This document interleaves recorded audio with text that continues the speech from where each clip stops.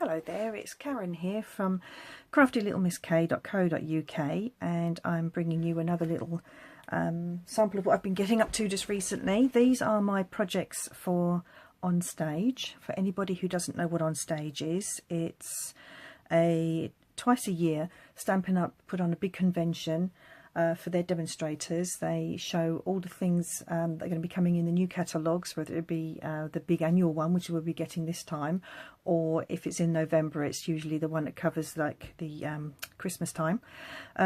Yes, so I'll be going off to Onstage, which is in Telford, and I'm very excited to go. I did go in November, so I pretty much know, well, I think I know what's going to be going on. Obviously everyone's different, but this time I'm going to be taking a downline with me, somebody who signed up for Stampin' Up underneath me, and I'm very excited to be able to show her. It'll be her first time, so I'll be seeing it through her eyes. Anyway, so these are the swaps, and nice cute little bags, and inside they have got some little soaps that I've made. I'm going to show you how to make the bags. I'm not going to be showing you how to make the soaps, but I will show you what the soap looks like. I've made little tiny ones here. They've got activated charcoal in them, and they are called Galaxy soaps. And the idea is that the glitter that you put in them are supposed to represent the stars in the sky, the galaxies. Okay, and I quite like this one actually. It's nice colours in there. I have used biodegradable glitter so that we don't have to worry about getting into the food chain or into the seas. I think the seas have got enough rubbish in them without me adding to them.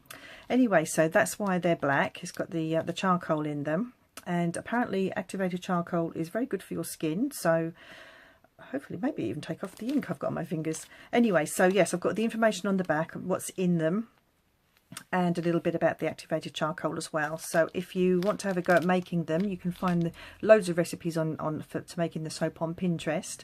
Have a go and see how you get on. Apparently you do have a bit of like grey soap suds and things if you're in the bath or the shower or just washing your hands, but it does all wash away, and like I said, it's supposed to be good for the skin, takes out all toxins. Apparently it's been used for hundreds of years, so that's why I have made them. So anyway, I think they look quite pretty. I've just used a scrap of designer series paper, which I'm actually going to be using the bags out of, just to create the fold at the top, and then I've just used some matching card to make the bow using the bow builder punch. But I'm not going to be showing you how to do these. I'm just going to show you how to make the bags to keep the video nice and short. So basically, let's move these out the way. Basically what you need is a sheet of paper, and it measures 8.5 by 6, so you can get 2 of these out of a 12 by 12 sheet of paper, and the piece that's left over you can use towards doing your bits here or for some other kind of project. Anyway, so I'm going to clatter up my, let's make sure you can see where I am. There we go. Okay, so let's get this scoring done. So to make the bags, nice easy measurements: 3, 4, 7 and 8, and then turn it round. If you've got an obvious pattern like I did on these ones, make sure the top of the bag is facing that way, and over here score at 1, and that's it. Nice easy. So let's pop that back down on the floor so it doesn't fall. Right then, so what we need to do now is just fold and burnish all of the score lines. You don't have to press them too hard. It's not like it's a box where you need like the nice sharp corners, but enough to make sure that you can actually see the lines, because it's pattern paper. When it comes to time to doing the trimming, it's very hard to see the score lines. Anyway, so once you're all done, open it out. You can see I've got 2 lines here, I've got 2 lines here, I've got a narrow piece here and a little tiny rectangle here. That's being removed, and because this is going to be the flap for the bottom of the bag, I'm actually going to miter in a little bit, and also on the edge here, so to create that shape. And then while you're here, you may as well miter in the top bit as well. That's so that when you fold it over, it doesn't actually poke. Instead of getting that effect, it'll be flat. Alright, so go back to the flaps, and there we are, that's that one. And just do this one. They only have to be narrow miters, not really sort of deep, because it's really just to make sure they don't overhang underneath. So that come off, it did. Okay, so you end up with, turn it around so you can see it a little bit better. So you end up with that. And the next bit, what we're going to do now is on this flap here, this narrow flip here, we're going to be putting our adhesive. I'm using Fast Fuse because I like it. I think it's a case of you either love it or hate it. It's a real Marmite product, this. My downline loves it but hates it at the same time, which makes me laugh. She says it's really good, but she says it always goes stringy on her. Anyway, and then when you meet up, hopefully that'll meet up beautifully. So you've got your nice box shape. Now there's the join there, so this bit here is going to be the front because it's away from there.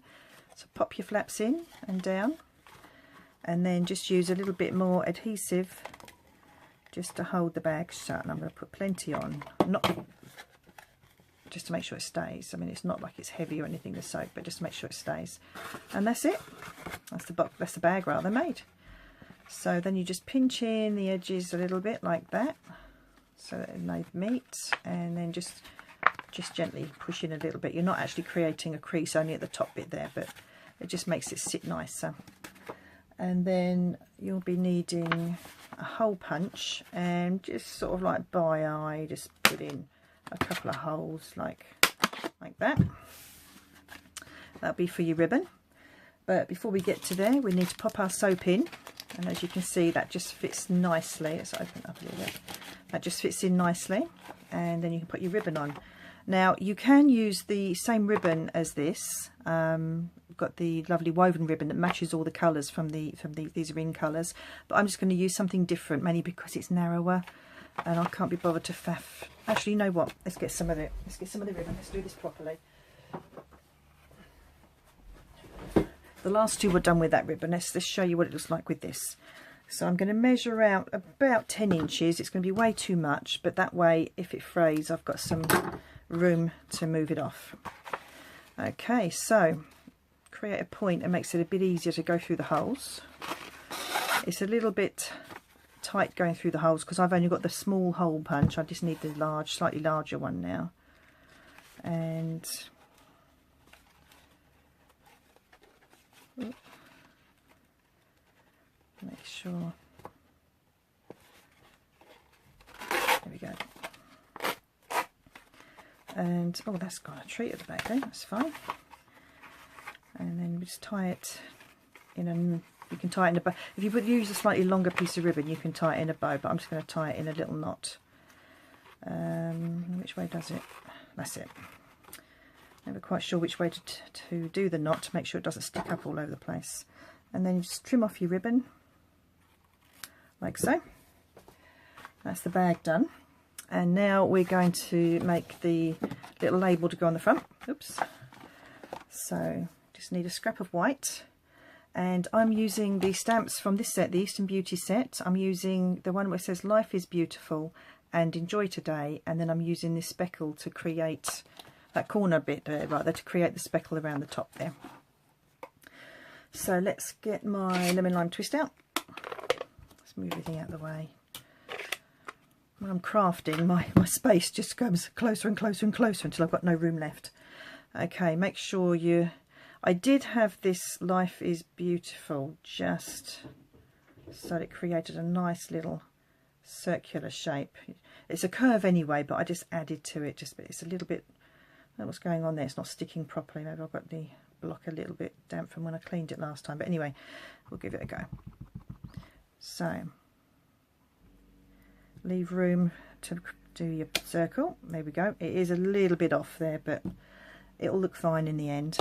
And then where's my punch? So I'm using a 2-inch circle punch here.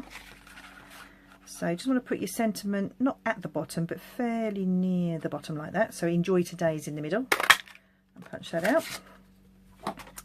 And then using a piece of matching cardstock, I've got the Starburst punch. There we go. Let's just close that so I don't get yet more ink on my fingers. Righty-ho, let's move it out of the way. Okay, so we've got this now. Before it attaches to this, we're going to be using the speckle. So I've just put the ink away. I need to get it out again. Here we go. So, and then you just do a little bit of speckle just around the edge. just to create a bit of interest. There we are. So that's that. I have to clean those stamps afterwards. Let's put those over there. Okay, so then you can turn it over. The ink dries fairly quickly. So we're just going to put a little bit of Tombow. This is the PVA glue. And then it just fits nicely, and because you've put the PVA on there, it will move around a little bit until you get it just how you want it. That's it. There we are. And then finally, just attach it. I'm just using a couple of dimensionals.